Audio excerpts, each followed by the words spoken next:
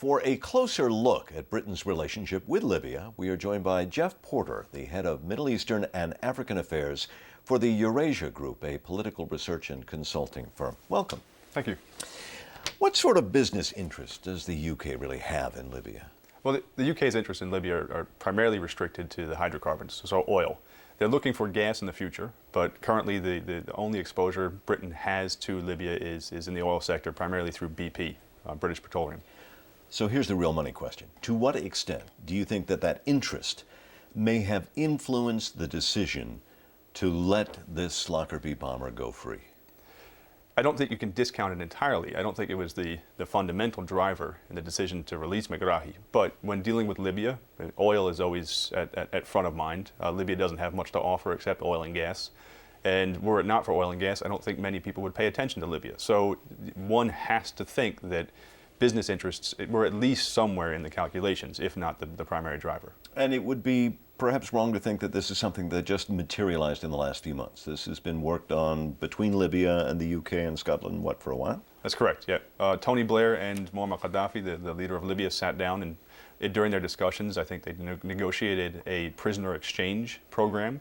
In addition, over the course of the last couple of years, the prisoner, al-Megrahi, had appealed for the right to have a retrial based on new evidence that was indications that the prosecution had withheld evidence from the defense. Well, I want to get to that because I wanted to find out what other factors may have influenced the release and beyond just, say, business. And now we're talking about this appeal.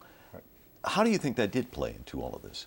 Well, there were increasing indications that the prosecution perhaps had mishandled the evidence that they were presented with and in fact withheld some evidence from the defense. And in 2008, Megrahi won the right from the Scottish Judiciary Review Board to appeal his conviction. So the thinking is that perhaps with this appeal, he could actually win the legitimate right to go free, that he would say it wasn't me. Right. There was a huge amount of speculation that if he were to appeal, that the case would be declared a mistrial and that he would go free on his own terms, opposed to the terms set by the Scottish Justice Minister, these grounds of compassionate release. So better to give him the release and make it seem as if he was guilty than to let him go forward with the appeal. Right. As it now stands, he remains guilty of the bombing of Pan Am 103.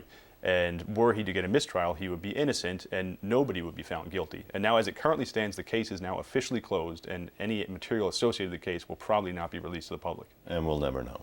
Right. Who do you think has been damaged by this the most, the United Kingdom or Libya? Well, I think the United Kingdom looks like it's in disarray. It looks like there's lack of communication between Gordon Brown and what's taking place in Scotland.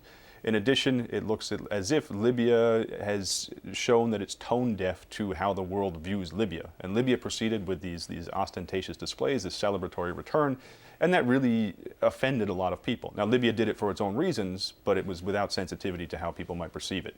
We're going to leave it there. Geoff Porter, thank you very much. My pleasure.